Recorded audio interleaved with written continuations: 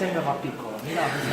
Stefano Sarrizzu, un buon punto sul campo del Samassi, una squadra che si è difesa molto bene perché la Torres ha fatto la partita però non è riuscita a scardinare la difesa di casa. Sì, assolutamente sì, comunque è un punto che noi stringiamo fortemente perché ci serve comunque sempre per la classifica e per rimanere dentro i playoff. Dobbiamo cercare sicuramente di continuare questo passo, peccato che oggi non sono arrivati 3 punti, comunque contro una squadra più che valida. È una diretta concorrente anche. Una diretta concorrente, quindi la cosa più importante oggi non era perdere, comunque l'importante è tenerci sempre lì a bada. Un campo diverso sicuramente dal nostro, che sicuramente non ci ha favorito nel tipo di modo di gioco che abbiamo noi.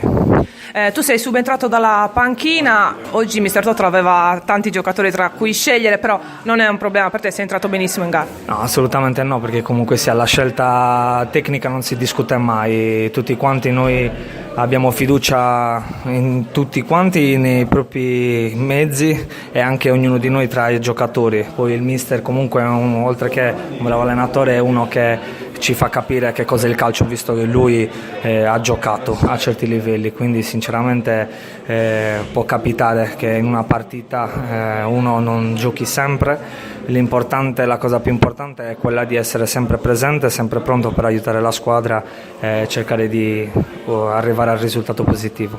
Grazie Sarrizzu. Grazie a te.